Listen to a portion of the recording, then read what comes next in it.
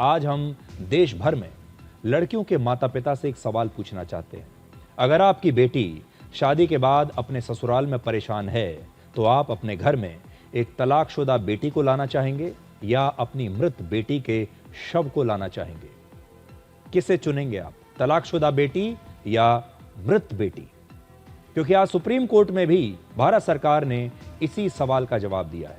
इस महीने भोपाल में त्विषा शर्मा और नोएडा में दीपिका नागर की संदिग्ध हालात में ऐसे ही अपने अपने ससुराल में मौत हो गई। सुप्रीम कोर्ट में आज भोपाल में हुई त्विषा शर्मा की मौत के मामले में सुनवाई चल रही थी और इसी सुनवाई के दौरान सॉलिसिटर जनरल तुषार मेहता ने कहा कि अब इसे आत्महत्या कहा जाए या कुछ और, एक बात तो साफ है कि त्विषा की जान चली गई और ऐसे मामलों में माता पिता के लिए सीख यही है कि बेटी को खो देने से बेहतर है कि उसका तलाक हो जाए। और आज यही सवाल मैं देश भर में जो लड़कियों के माता पिता हैं उनके सामने लेकर आया हूं कि आप क्या चाहेंगे।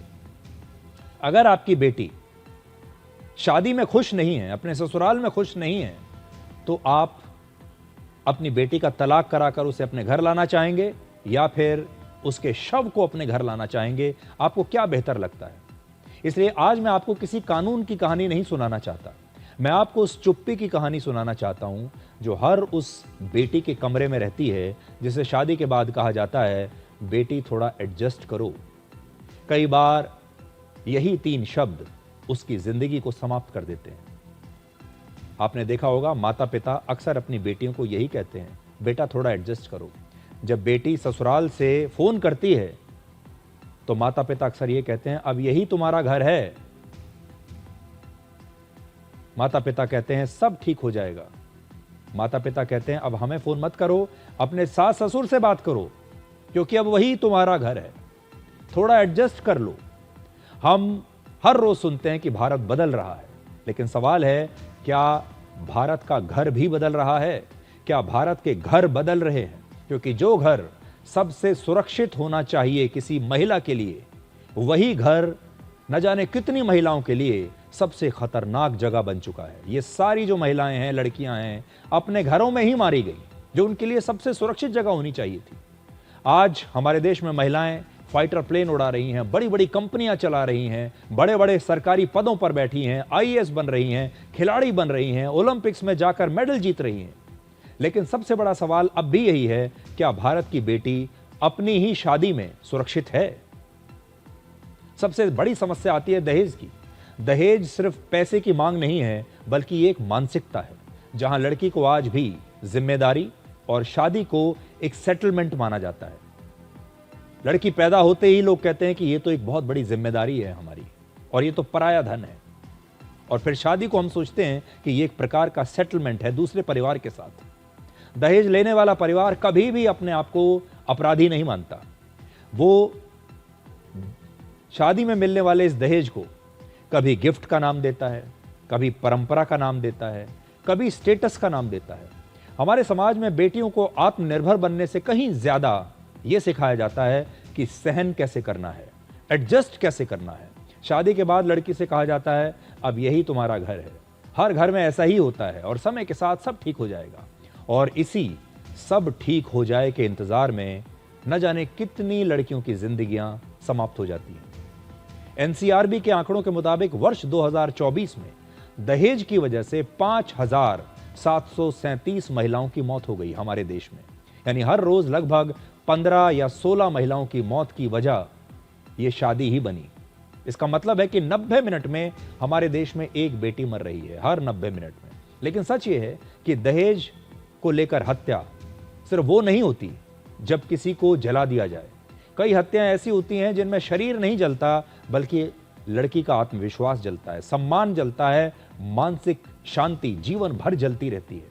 हर दिन अपमान करना, हर बात पर लड़की की जिंदगी को कंट्रोल करना, उसका फोन चेक करना, उसे अपने घर मायके जाने से रोकना, पैसे के लिए दबाव बनाना, उसके चरित्र पर शक करना, ये सब घरेलू हिंसा का हिस्सा है। एनसीआरबी के मुताबिक वर्ष 2024 में ही हमारे देश में महिलाओं के साथ क्रूरता के मामले 1,20,000 से ज्यादा थे। यानी हर 4 से 5 मिनट में एक महिला के साथ कहीं ना कहीं ससुराल में क्रूरता हो रही है। यह क्रूरता पति और उसके रिश्तेदारों द्वारा की गई। धीरे धीरे लड़की को इतना तोड़ दिया जाता है कि एक दिन उसकी मौत हो जाती है और उसे आत्महत्या कहकर उसकी फाइल बंद कर दी जाती है। सच ये है कि कई बार ये आत्महत्या नहीं बल्कि सामाजिक हत्या होती है। पूरा समाज, ये सारे परिवार मिलकर एक लड़की की हत्या कर देते हैं। एनसीआरबी के ही एक और आंकड़े के मुताबिक शादी की वजह से वर्ष 2024 में 3,986 महिलाओं ने आत्महत्या की, शादी की वजह से।